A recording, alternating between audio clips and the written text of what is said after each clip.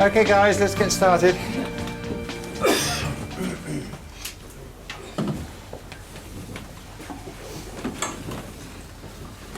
My beautiful picture of the spider's web has been rather ruined by the purple overcast, all right? That was taken on the Ridgeway one morning. What I now want to do is focus on interventions in the complex domain, all right? You know how to manage complicated, you know how to manage simple. You may not often make that distinction, but it's an important distinction to make. Particularly as I know you're starting a knowledge management program, that's one of the most vital distinctions. And the danger is knowledge management tries to push things down into simple. Yeah, and then you get excessive codification, you get non-compliance, nobody uses it. Yeah? Key thing about knowledge, it has to be dynamic and available real time in the field. Yeah, it's kind of like the golden heuristic and all of this sort of stuff. Yeah? So in the complex domain, on the other hand, we can't understand the system until we interoperate with it. To make a controversial statement, and I'll explain this later, a complex system isn't causal, it's dispositional. So actually the same thing will never happen again the same way twice, but you can measure which ways it's disposed to evolve. So you can say the system is more likely to evolve in this direction and less likely to evolve in that. Now measuring dispositions becomes key, and we'll talk about techniques for that tomorrow. Because, for example, if a system is disposed to evolve in one direction, even if it's not as desirable as the one that you like, it's easier to get it to move that direction. So I'll use a landscape metaphor tomorrow. You know, if you want to navigate a highland region, going down the valleys and the passes is easier than striking a line straight in a straight line. Yeah? And that's actually a big thing, is mapping human terrain landscapes or narrative landscapes, understanding what those landscapes are and seeing where are the valleys and where are the hills is key to managing things, particularly during change. But the other way is to make changes. So the principle is the world is complex, right? You don't waste time on analysis because that assumes you've got repeatability. You certainly don't apply best practice. Everybody with a coherent hypothesis gets to run a safe to fail experiment. And I say this is massive conflict resolution. Give an example, when I did in Australia, this was, if anybody knows anything about the Aboriginal issue in Australia, I mean, it's actually quite nasty. I was there in '78, and an Aboriginal activist was shot in front of me dead by a mine security guard. We went to the police. Now, we're World Council of Churches workers, for Christ's sake, yeah? And they said it's only an abo, and when we protested, we were taken out of territory. Yeah? If you don't know, it was 1968 that Aboriginals were put on the census as human beings. Until then, they were classified as flora and fauna.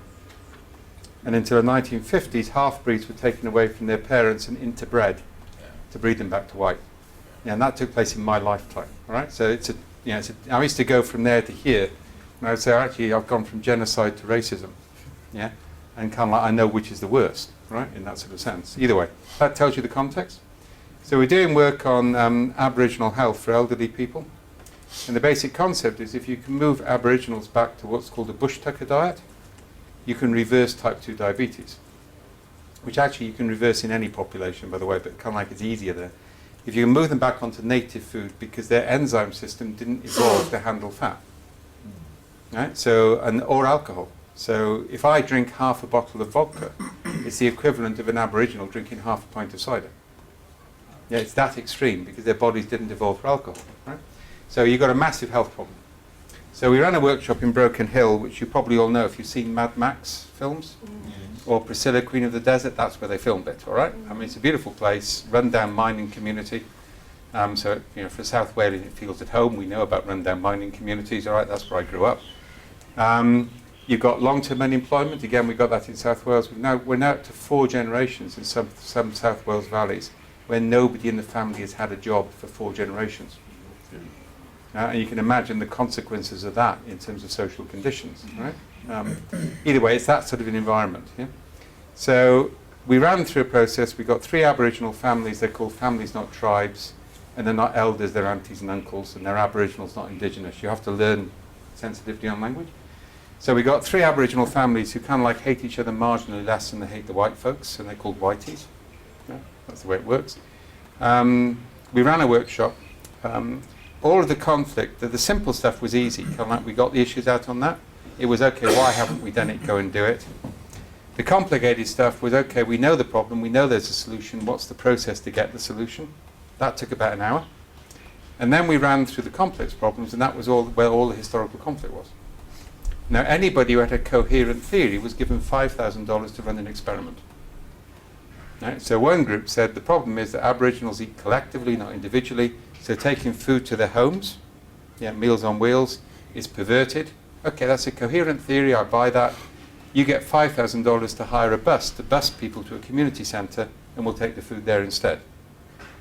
Another group said that actually, for the older people, how the animal is killed and cooked depends whether you're allowed to eat it or not. So, for example, if your sacred animal is the emu, the ostrich equivalent over here, then you can eat it, provided it's killed and cooked in accordance with sacred tradition. If anybody wants to know how to kill and cook an emu, I've been taught how to do it. I've done it. It's not nice. It involves large rocks. But provided it's been killed properly by people you know, it's okay to eat it. You couldn't care less about the kangaroos. That's somebody else's problem. Now, for older people, that's valid. For younger people, forget it. It's a game. So, and the teacher in the audience had the bright idea. She said she had some challenged pupils, for which translate thugs. And wouldn't it be a good idea to send them in the desert on a school project to be trained how to hunt and kill? This is called killing two birds with one stone. So everybody thought that was a good idea. Do you get the principle on here? Another group wanted to farm yabbies, which is freshwater crustacea. I build lobster pots for them so we had more food. So we end up with 13 or 14 of these experiments. I went back 2 years later, and all of the experiments have worked in different ways. There's now a surfeit of ethnically killed meat, because the teachers have really got into sending troublesome kids into the desert to be trained as traditional hunters. Because traditional hunters aren't restrained on the way they punish kids by any legal framework whatsoever, right? So that's a cool idea. There's now a restaurant in Broken Hill where you can eat food killed and cooked in accordance with sacred tradition. And it will cost you 3 times as much as a kangaroo steak in Sydney. So I claim to have created anthrotourism as a new business, all right? But that's another matter. The yabby farm is combined with the wild pear farm. The eating culturally thing has collapsed. That didn't work. And the only people who were upset were the University of Queensland, who lost a $250,000 contract to spend 2 years finding out what the right solution was. So you get the principle here? If it's complex, there isn't a right solution, but there is a rule or a set of principles as to how you deal with it. Remember I said this is a management discipline? So the rules are quite simple. First of all, you should never run less than 3 experiments. You ideally want to run 5 or 7, but never less than 3, and they run in parallel. You don't run one experiment and then try another one, then another one. You run them in parallel. And the rules for them are fairly simple. And by the way, you'll all get copies of the slides, so don't panic on that. First of all, it must be coherent. Now, for the moment, that means it's got an evidence base. Now, we'll take you through some techniques to test for coherence in a workshop, but I don't want to spoil that because you're all going to enjoy that. Or at least I enjoy facilitating it. There are also some of the things I talked about on measuring success without determining success in advance. So there are new approaches to evidence-based policy which are quantitative in nature. Right? So you really want as little human judgment as possible. The more you can actually make it objective, the better. Because the more you have judgment, the more you have politics. And part of this, actually, what you try and do as a senior leader is allow some mavericks to be successful. Because actually the mavericks are hidden from you by middle management, and they've probably got some of the solutions. So a lot of our techniques are about giving mavericks visibility to more senior levels of management. So fundamentally, it's got to be coherent. Somebody's got to have a rational explanation. Now again, conflict resolution. In fact, we're doing work on this in the Middle East at the moment, on stuff I can't really talk about much. But the basic principle is, I can agree that your idea is coherent without having to agree it's right. And that's actually really important because it reduces a lot of strategic conflict before people get into entrained positions. The earlier you do this, the easier it is. And some of the stuff we're doing in Singapore is this is also how you engage politicians. Because you're shifting away from there must be a solution to very fast real-time experiments to find out what's going on, but some sort of test of coherence or evidence-based before you do it. So conflict resolution is a key aspect of this. Secondly, they must be safe to fail. If they're not safe to fail, you don't run them. End of argument. You don't just do things for the sake of it and how it pans out. That's an act of desperation. And one paper, Kurtz and I call that the Masada Gambit. Everything else has failed, so we'll all commit suicide and hope people change as a result. Well, it did actually work to some extent, but it didn't really work in the context of the Roman Empire. It took 500 years before it had an impact, but never mind. Everybody died. Right? So one of the issues here is fundamentally it has to be safe to fail. You don't just disrupt things for their own sake and hope it will pan out. Yeah? I said this is management discipline. Thirdly, they need to be small, tangible, and not take long. Yeah, dependent on your planning horizon on this, they might be 3 months, they might be 6 months, they might be a year in extremis. So some of the stuff we're doing for Boeing is a year, but that's because the lead times are so long. Yeah, normally anything involving understanding people is going to be a 2 to 3 month experiment. In fact, you'll do a sequence of experiments until there's a pattern forms. Yeah, because what you're looking for is a pattern to emerge from the experiments as they change the space. Right? So short, tangible, objective. People tend to produce grandiose plans or plans which are measured by platitudes. You want hard, tangible, have to be measured. Yeah? No abstract stuff here. Yeah? And then for the portfolio as a whole, at least one of the experiments should be oblique. That means it should be trying to solve a related problem, not the problem itself. Because the history of humanity says actually we solve our more difficult problems when we think about something else. Yeah, there's a whole book on this if you want some examples by a guy called Jay called Obliquity, which actually goes through all the cases of where people solve one problem by trying to deal with a different one. Which actually is a principle we'll talk about tomorrow as well called acceptation in biology. Remember I talked about microwaves from somebody noticing a chocolate bar melts in their pocket?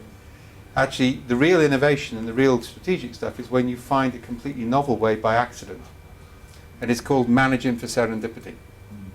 Yeah, and leaders really need to do this because serendipitous moments give you huge strategic advantage. Yeah? So at least one of the experiments be trying to relate a related problem. Something linked to it by which you might get a tangential benefit. Now again, you're not saying this will work because it's a portfolio approach. Yeah? We know that those things often work, so you put one in. The second criteria is one of them must be naive. Now by naive, I don't mean somebody stupid, I mean something with deep knowledge coming at it from a different perspective. So my favourite example, Joe Jenner and I, when he was HR director of Holiday Inns, we put a team of anthropologists in to study Holiday Inns worldwide. Because anthropologists have forgotten more about human behaviour than most HR professionals knew in the first place. But we didn't take anthropologists who'd actually studied industry. We literally picked a team from the jungles of Papua New Guinea because we wanted complete naivety. And it was also good because they didn't understand consultancy fee rates and they thought Holiday Inns was luxury accommodation, so it was a very low-cost project, right? So we basically said, you travel around Holiday Inns worldwide, right? And you study it as you would study a tribe in Papua New Guinea. The paper they wrote on sexual behaviour in the kitchen was absolutely fascinating. Right? Now they saw a common pattern, all right? Anyway, male dominance of the chef, it was quite interesting, right? But the one they wrote on confrontational rituals in reception actually showed us why things were going wrong with customers. So what happened is we got somebody from a completely different perspective to look at the program. I've sent biologists into engineers and solved intractable problems that way.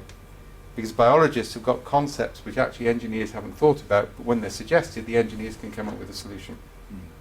Yeah? So using at least some naive asset is actually quite important. Again, part of the leadership behaviour, this is what you use your university links for, is finding people from radically different backgrounds who can look at a problem with completely fresh eyes. Yeah? But I say, remember my anthropology point? If an anthropologist says, I've studied industry, I can do a good job, don't use them because they're not naive. Yeah? You want somebody who genuinely hasn't thought about the problem before. And you can do that interestingly. We've done very interesting projects by getting school kids of 16 or 17 to come in on work experience to look at problems. And what's fascinating is they often get solutions from experienced staff that the staff haven't shared with people internally. Because somebody young and enthusiastic on a school project excites what's called the Grandparent Syndrome. Grandparents tell things to their grandchildren they don't tell to their children, and vice versa. Yeah, it's almost a universal phenomenon. Okay, so naivety in different ways. The advantage of this is you can now have a few high-risk, high-return options. Because if you've got a portfolio, everybody expects a portfolio to be in a matrix, and they expect some stuff to be high-risk, high-return. You propose that experiment on its own, it will get killed. Have it as part of a portfolio, you can now take some more risks. And finally, the experiments must contradict each other. If one succeeds, another must fail. Because if you actually don't have contradiction, you're not experimenting widely enough with the space. Now this gives managers a whole new way of managing. Because you probably all heard that idealistic crap, indicated about You know, we're a fault-tolerant culture. Open up to your failures. Tell us about your failures. We'll learn from them. We'll move forwards. Right? Anybody who takes that seriously, it's a Darwinian technique to actually eliminate the fatally naive early on in their career. Right? The reality is, if you ask people to confess failure, and I've seen consultants do this, I was subject to it 3 weeks ago. I've got some really good failures I can tell people about, which show just how brilliant I was, really. All right? The real failures you're not going to learn about unless I really trust you, and that's a very small number of people. Yeah? On the other hand, what I do here now is, as senior leader, okay, here's the process. We'll show you the forms in a minute.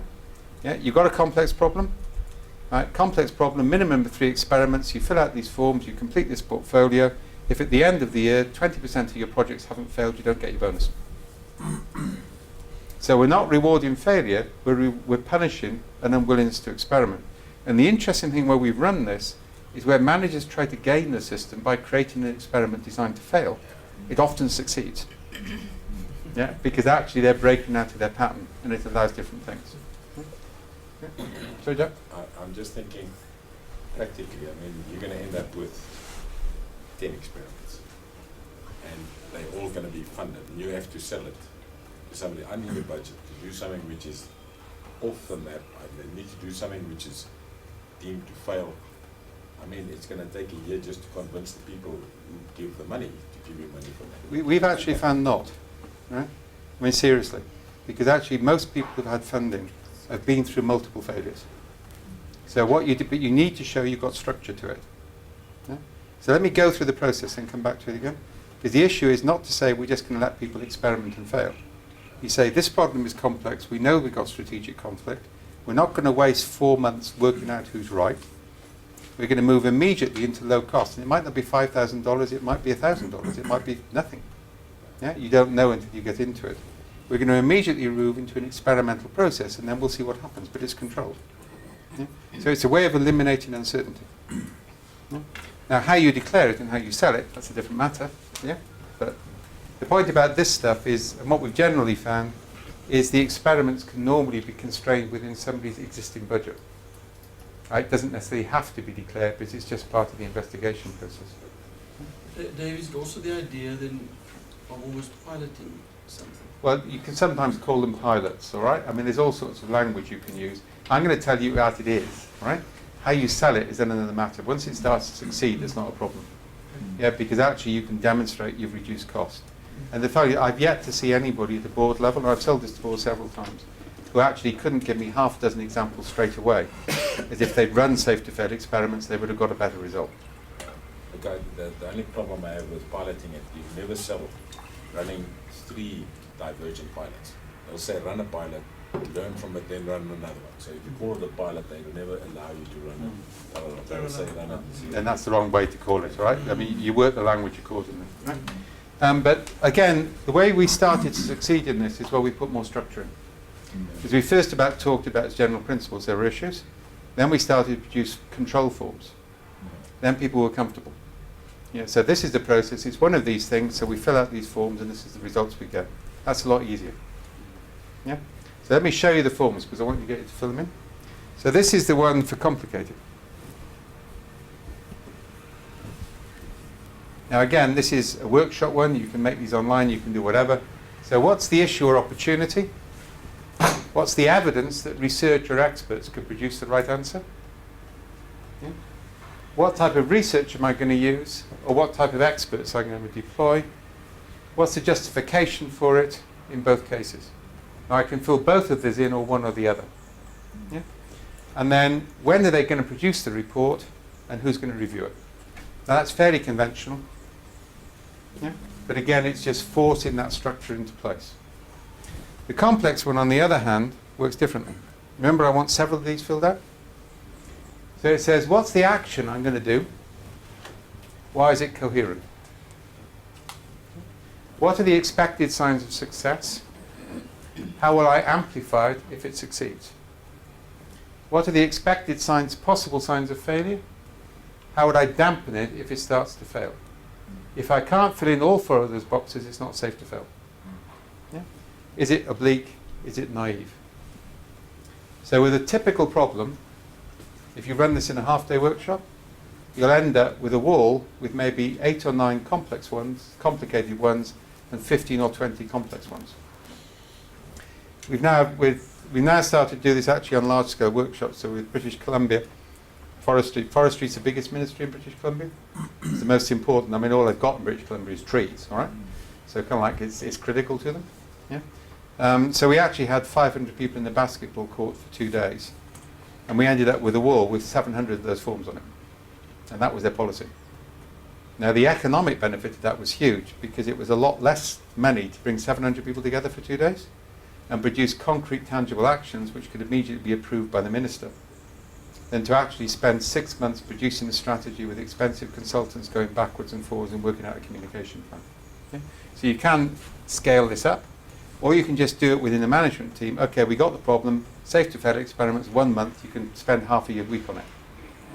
Yeah? Which is not going to get big strategic funding. Yeah? There's different ways of doing this. Yeah? Now I say this is important because this is not about saying I know the answer. This is starting to change the space so the answers become more visible. And so this is this new strategic paradigm of resilience. It's a different way of thinking. And you know, just remember, right, 1980s, people thought scientific management was in train. I have letters from my managing director saying I will be fired if I ever again invest money in building an SAP implementation business with a business process re-engineering consultancy. Because there's no future in it. Yet 1 year later, that was a dominant business. Right? So things can switch quite significantly. And you can see the switch happening now because the world has become more complex much faster. Yeah, you look at the pace of change, traditional methods are starting to fail very, very quickly. So the scope is actually, you know, if I look at our own business, kind of like, you know, we were going along steadily with early adopters, all of a sudden, yeah, because actually the old methods have started to come to the end of their life cycle. I'll show you a model on that later on to give you a pattern. Okay, so this is kind of like what we want you to work on there. So I'm going to give you copies of that form, so you've got them on the table. What I want you to do is to produce one experiment, all right? This is a training course, not a full strategy operation. So I want you to pick a problem which is genuinely complex, to which you do not yet know the solution, and I want you to devise a safe to fail experiment. Now remember, normally you'd have different groups producing several of these. I want one from each table. Okay? I'll give you the forms to fill out, so you've got to think about what's the problem, what's a coherent hypothesis, what would it look like, is it safe to fail, fill out the boxes. What I'm then going to do is, after I've given you a period of time working on this, I'm going to use each table as a review panel for other tables' proposals. Right, so we're going to go around 2 rounds on this. That means you will need to have somebody who can present your proposal to the other table. Right? And just to be clear, the spokesman you must select must have a resilient and robust personality and not be known to easily bear grudges. If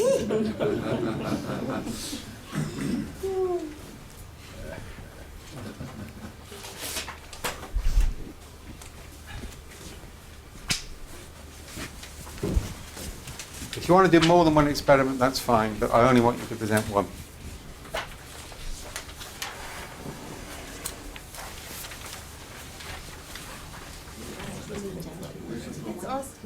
Sorry, do you want to ask? No, if anybody needs help, ask, all right? But I won't tell you what the spokesman's got to do yet. What is coherent? It means there's some sort of evidence base.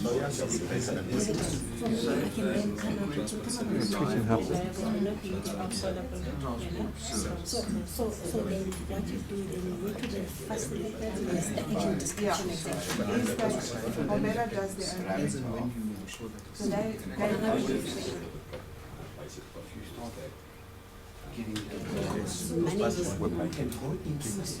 We understand. Okay, guys, just to tell you what's going to happen, all right? I'm going to give you, I'll check on timing, so you've got time to get this experiment together, but ethnographic principles require me to disclose what's going to happen, so you're volunteers, all right? When we're ready to go on this, I'll ask the spokesperson from each table to stand up. You don't move until I tell you to do. I want to train you on this because this is a really useful technique. It's actually used in battlefield planning now. but it's also a really useful technique if you're doing any session with any of your employees. So I'll teach you how to do it, all right? You don't want anybody to move until everybody stood up, otherwise you have chaos, right? I'm then going to move you clockwise or anti-clockwise. I'll make up my mind at the time.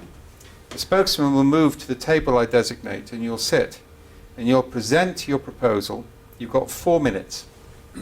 Right? That's the maximum attention span that anybody's got for something they don't necessarily want to listen to. Right? So 4 minutes is what you've got. Right? At the end of 4 minutes, I'll call a halt. If you finish before that, that's fine. You present to complete silence. Nobody is allowed to ask for questions of clarification or understanding or make any comment.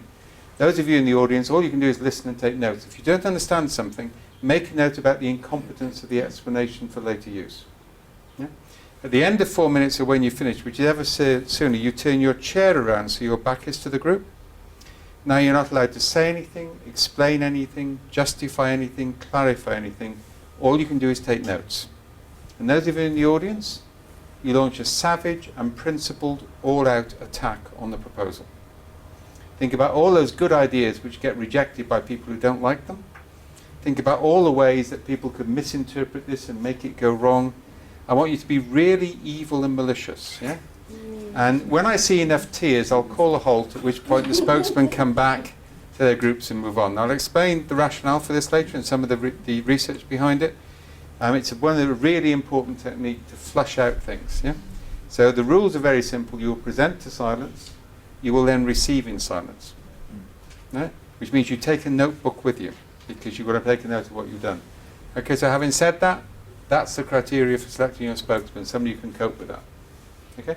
Right, so get going. I'll come around and check where people are, and then I'll give you 4 minutes notice of when we're finally going to close it. Okay, go.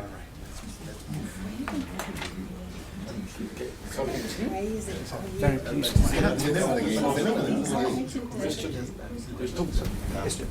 When you go to the group, so we're supposed to explain the problem, Yeah. and then what our test Yeah. is. What I'm actually going to do is I'm going to allow you to explain the problem, then be quiet, and then I'll start you on the 4 minutes on explaining the solution. Yeah. But you already have it once and some word format. Well, you've got the problem by implication, but you will have to explain that so they understand what the experiment is about. But you should have that form filled in. Yeah.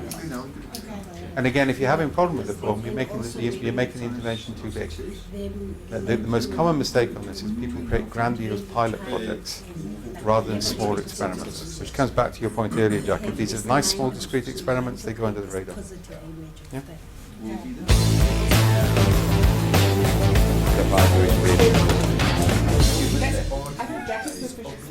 Okay, guys, spokespeople stand up. Spokespeople stand up. Okay, who is it on the far table? Spokesperson, stand up. Stand up, stand up. You got volunteered, Jack, yeah? Okay, clockwise. Move clockwise and sit down, but do nothing. Clockwise is that way round. Now that's anti-clockwise. That's anti-clockwise. Come this way. Right, so you can sit down facing the group. Okay, right, you've got a minute to explain the problem. So you just explain the problem, but don't come up with a solution. Just explain, and once you've finished, just put your hand up so I know. So just the problem. Just explain the problem, not the solution yet. Okay, done? Right. This way, no conversation, no fraternization with the enemy.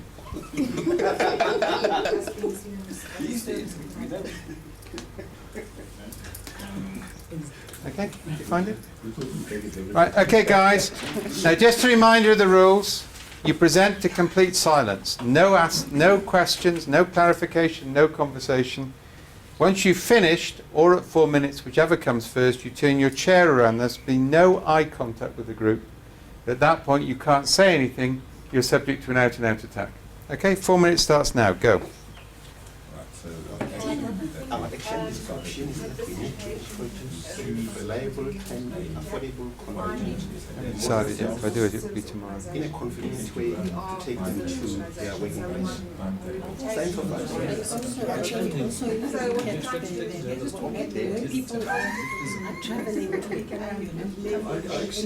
degree. Time's up, turn around. Still continuing having people on the road saying, less people. Just going to get something to write with.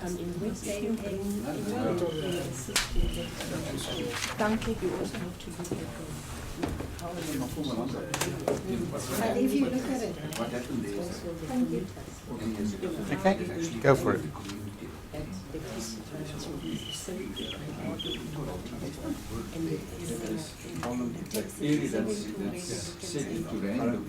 how do you even get the organization? Because the failures of grades so the whole thing of Okay, that's enough. Go back to your groups. No conversation. this one isn't much my love. Back to your groups, guys. You got 5 minutes, then you can present again. 5 minutes to get it better. Hi, guys. Back to your groups. No conversation. I couldn't hear him. Shout more next time. Helps the aggression levels as well. 5 minutes to get it right. So now to this group. No, go back to your group. What that, guys? 2 sets of learning went on. One is the person being attacked. The other is those of you doing the attacking. Yeah? These normally go through 4 rounds of ritual descent. Yeah, we've actually shown on tests that they scan 70 to 80% more data than actual consensus-based techniques. Consensus-based techniques and alignment techniques reduce the amount of data taken into account, whereas and it's ritualized so it's not personal. That's key. Sometimes I use it with papier-mâché masks, so somebody can face the group and listen better, but it's key they're depersonalized. It's key it's happening to other people at the same time. Yeah, if it's just one person, it doesn't work, right? So say the idea on the safe to fail experiment, this is a coherence test. It goes through 4 rounds of this. Originally developed, by the way, for corporate communications. This was run through multiple panels of employees at the prototype stage before we actually finalised the communication. Right, so the technique has a lot of general applicability. You can use it with customers. One of the famous ones we did in Singapore, we used kids against teachers. So the teachers prepared ideas, then presented them to semicircles of kids. Right, now remember, Singapore is a compliant culture. So we brought in the elite schools. So we had Raffles Schools Grammar School, if anybody knows this one. Okay, this is the elite of an elite educational system, right? These people are masters of the universe, all right? They know they're going to run it. And the head girl came to me and she said, Professor Snowden, is it correct we can criticise the teachers without fear of retribution? Now, only the head girl of Raffles Girls Grammar School would express it that way. I said, yep. And she said, very well, we will proceed.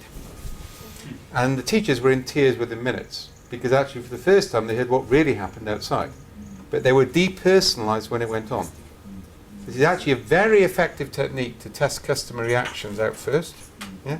Multiple panels, because then the key thing is the criticisms weren't necessarily right, but you might have to face them. Yeah? So this is fleshing things out before you hit them in reality when it's too late. Okay? So you've got 5 minutes, then you'll move it again. You can change the spokesman if you want, but the general advice is not to do so. Because the spokesman is also learning stuff at the tacit level, which improves the presentation. Yeah? What happens now? You've got 5 minutes to improve it, then you're going to present it again. Okay, I survived. All right. It was believed that some message to my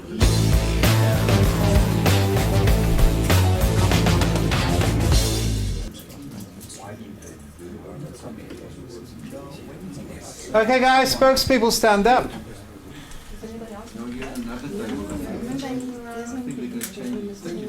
Okay, you don't need to explain the problem this time. So this time go the table you weren't at last time, which is anti-clockwise. Yeah? So Jack, you go to this table. You go to that one.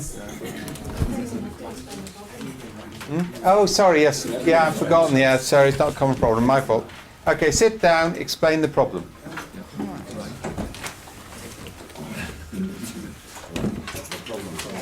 Use our social media. It is very, very strong for us. And as a way of counteract. Because then again, Also, I look very solution is the end. I don't know. Yes, they just say it's okay. Okay, come on. You can carry on discussion over lunch if you want. I mean, we'll give you some options at the end of the day. We could go on and develop some more of these tomorrow. Because the whole point about this is to create something which, by intervening, you discover what's possible. Now, if you look at it, with multiple rounds of this, particularly if you use different audiences over time, you're idiot-proofing stuff before it goes out. Also, the point about the ritual, it empowers you to say things that you wouldn't say if it was a discussion group. You're being told you've got to do an all-out attack. It's quite, Australians love this technique. I think it was made for Australians. I mean, they start off by criticising people's dress sense and they move on. Canadians are the worst because they start by apologising for the fact they've been told they must be rude.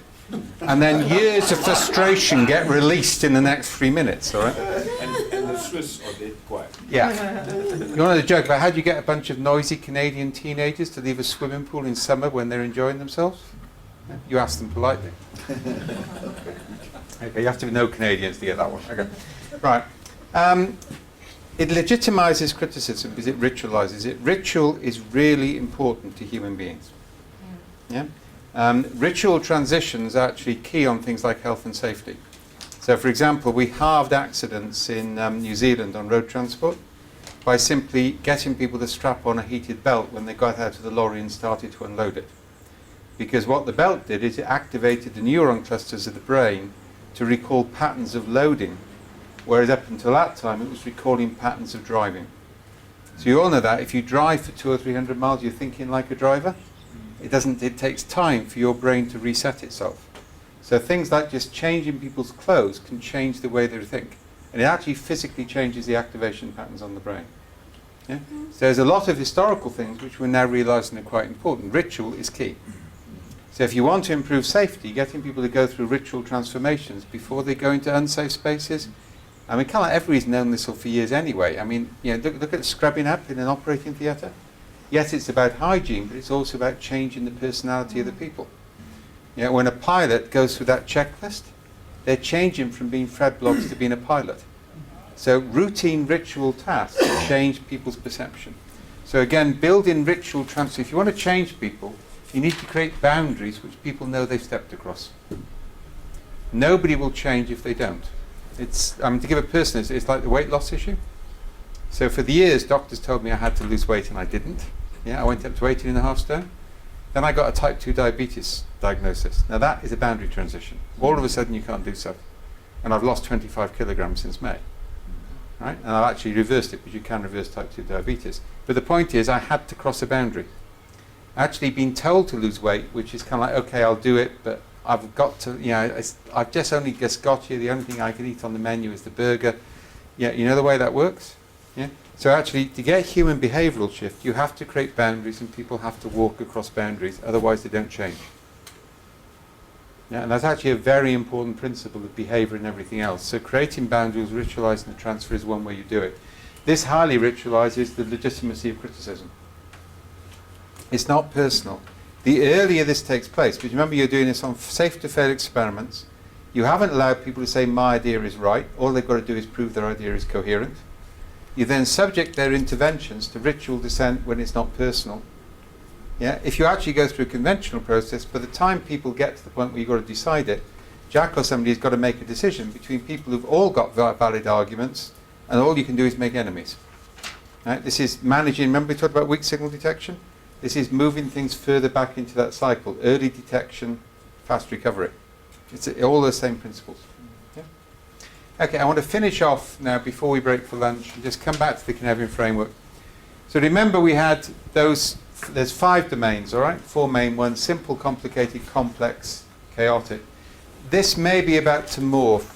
One of the great strengths of the Canarian Framework, and it's now actually a stronger brand than complexity, interestingly, is it wasn't designed based on a study. Most management models, somebody studies companies, produces a model. Cynefin has actually evolved over 20 years. So it's evolved in a combination of practice and theory. Yeah, so for example, when I learnt about catastrophe theory, or rather remembered catastrophe theory, that was when the thing came at the bottom. Yeah, so the thing has gone through mutations over time. There's a history of Cynefin article if anyone wants to read it. Models that evolve are more resilient than models that are just one-time design. So that's there. So this is about, I think, it's going to be renamed as self-evident rather than simple. Because I want to use a simple word to describe interventions up here. Because actually what you do up here is really very simple. Yeah? We overcomplicate solutions in the complex space. And I think self-evident is going to be a better name down there, but I'm still playing with it. Yeah, so you may see some changes. But the key thing is to remember Cynefin is about dynamics. What you really want to achieve at a strategic level is that oscillation. What you actually want is for things to be constantly shifting. Yeah, as a pattern becomes visible, you increase the constraints so you can exploit the results. But then you relax the constraints so new patterns become evident. If as you increase the constraints here, you get too much descent, you go back again. Right? You don't move stuff across here until it's sustainable. So the real dynamic is this constant shift between complex and complicated. These are dangerous spaces. Yeah, at a strategy level, because of the complacency danger there. And only and then if you occasionally you have to do a hard reset. So a system, you haven't managed this flow fast enough, so things have become entrained. That's when you do what's called a shallow dive into chaos. You never do a deep dive because people may not recover. You do a shallow dive, and we'll talk about techniques for that. But what you're doing is what you've done now is you've just got rid of the constraints for a brief period so that novel patterns can emerge. So that's an innovation shift or a disruption shift. But you'll notice it just changes the dynamics of the pattern a little bit. Yeah? That's a sustainable, resilient one. Only a small amount of material goes down here. And it goes down there to die. Now, make it clear, it may take 20 years to die and be 60% of your company's business. So it's not that it's unimportant, but it's not going to need to be changed. Yeah? So when things don't need to be changed, you codify them, you make them rigid. Now the big mistake people historically made in knowledge management was to assume the task was to take tacit knowledge from here and make it explicit down there. And that's a very sensible thing to do for very static knowledge. But dynamic knowledge, it's a very dangerous thing to do. Right? So the issue is not that you don't do those things, but you recognize anything which is dynamic and changing, you maintain here. Right? So for example, over here, in terms of knowledge, apprentice schemes are probably more important than codification. There's a whole body of knowledge which can only be transferred by imitation. I'll give you an example. You know a story about London taxi drivers? Yeah, we train taxi drivers in London. I have to explain this in the States. They don't have the concept of training. And the way a London taxi driver is trained is they drive around the streets of London for a minimum period of 2 years on a small motor scooter in their own time at their own cost with a map of London strapped to the handlebars until they know the name of every street. And the exam is to be given any 2 points in London, describe the route out and the route back turn by turn, mentioning every major landmark and hotel en route. So it's a lot harder than it was in the Hansom cab days because now there's more streets and there's a one-way system. Yeah? It has a 40% pass rate over multiple attempts. Sure. So only 40% of the people who enter the program ever get through. Yeah? And the hippocampus of a London taxi driver's brain is significantly enlarged over other human beings. Yeah, the displacement accounts for the quality of the conversation. Yeah, you don't gain without losing. Right? A part of their brain is physically enlarged. Because of, sorry. It's a 2-year training. Is it the training or they're born like that? No, it's a training. It's a training. Now, this is actually part of something, I'll summarize this afternoon or tomorrow. The idea that consciousness is the same thing as the brain is a very old-fashioned idea. Yeah, actually, the hormonal system, the muscular system, the nervous system is all a part of our consciousness. And material objects, things like tools, are part of our consciousness. So how many of you carry iPhones around with you, or smartphones? Yeah, people have actually, the cognitive patterns of people's brains have changed over the last 2 or 3 years because objects change our consciousness. They become part of what's called extended consciousness. So the taxi driver can make decisions without thinking about it. Right? But it takes 2 or 3 years to train a taxi driver. Your alternative are maps. Right? Now maps are also valuable, but they're also dangerous. Right? So personal example on this, the first time I went to New York, I'm Welsh, so we have a view. When we meet a city, we want to find a rugby ground and an opera house and get tickets. We sing at rugby matches, right? And we don't see any difference between the two. But we don't, all right? That's the way it works. So either way, New York has not really got either. It's got a mildly competent opera house, but it never does anything revolutionary because it just caters for the Italian immigrants in Long Island, all right? But either way, so I get tickets. If I had to buy those tickets in London, they're front row stalls, and I buy them for the same price I pay in London for the balcony. Now, if I was in those seats in London, this is 25 years ago, I'm really naive, right? I've never been to New York before. I'd have had to wear a dinner jacket. So I'd take my dinner jacket. So I spend the day working, and I stay in north in Tarrytown. You need to understand the geography. This is a train ride north of London. And it's a scary place, Tarrytown, because the population is a result of 3 generations of inbreeding between IBM and Reader's Digest staff, all right? I mean, those are the main populations, so you can imagine the consequences. So I get down, I spend the whole day being laughed at in IBM's Park Avenue because I've got a dinner jacket on. I go north, this is significant now, to the Lincoln Centre, watch the opera. I'm the only person with a dinner jacket in the entire opera house, all right? So I become a secondary form of attraction, which meant I bought a lot of drinks at half time. Sorry, we do get rugby and opera confused, so I'm the interval. At the end of it, I come out, and I've got 10 minutes now from the end of the opera to get the next train going north from Grand Central Station. And I can't do Lincoln Centre, Grand Central in 10 minutes. It's not possible. And I don't want to wait around Grand Central for an hour. So I look at my map. You know these reliable codified forms of knowledge? Yeah. And I remember when we came in that we stopped at 125th Street before we got to Grand Central. So I look at my map, and on the red line, the subway, and the red line says if I actually jump on the train, I'm already north of Grand Central, so I've got a 15-minute start on it. I would get off at 125th Street on the red line, walk across 2 blocks, I can get the same train going north. This sound sensible to you? Anybody know New York 25 years ago? Okay, well let's just say that getting off at 125th Street at 10:30 at night with a white skin, with a dinner jacket, with an expensive IBM computer slung over your shoulder is a significant error of judgment. So I'm walking down the street knowing if I run it will happen quickly, if I don't run it will happen anyway. When a police car drove up and said, "Buddy, you just shouldn't be here," right? I mean, he saved my life, to be honest, right? He told me I'd only lived that long because nobody could believe that anybody could be quite that stupid, so he had given me 10 minutes breathing space. Yeah?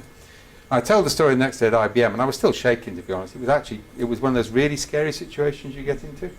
And I said, "Why did you do that?" And I said, "Look, the map doesn't say here be muggers and other strange beasts. The map says if I get off here and do that." And I said, "But everybody knows that." And that's the problem with codified knowledge. I've seen this in engineering communities. They codify the knowledge in a specific context, and then somebody uses that knowledge in a different context, everything goes disastrously wrong. Yeah? So the issue is, and this is one of the ways you ask the question, is it a problem for a map or is it a problem for a taxi driver? Now, I'm using something I'll come on to tomorrow, which is called a metaphor-based language. Because we understand metaphors, whereas we don't understand language so well.